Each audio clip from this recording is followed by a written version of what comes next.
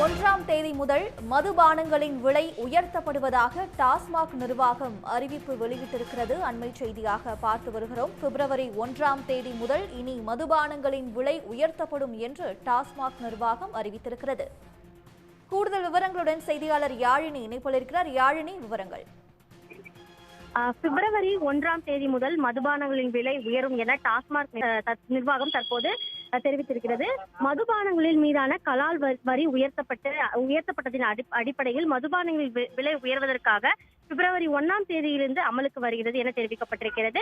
இதில் 180 milli litre அளவில் கொண்ட சாதாரண மற்றும் நடுத்தர ரக மதுபானங்களின் விலை என்பது 10 ரூபாய் உயர்த்தப்படுவதாக தெரிவிக்கப்பட்டிருக்கிறது. அதே போல 150 மில்லி லிட்டர் அளவு கொண்ட உயர்தர ரக மதுபானங்களின் விலை என்பது 20 ரூபாய் உயர்த்தப்பட்டுள்ளது எனவும் தெரிவிக்கப்பட்டுள்ளது.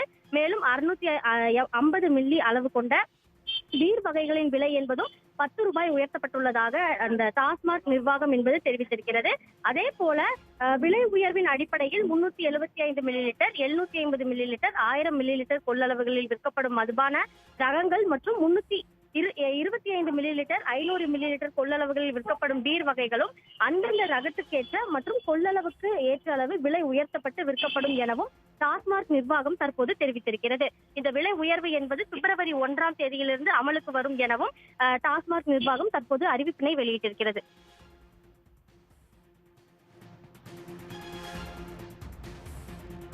விவரங்களுக்கு நன்றி யாழினி. உடனுக்குடன் செய்திகளை தெரிந்து கொள்ள சன் நியூஸ் பெல் ஐகானை கிளிக் பண்ணுங்க.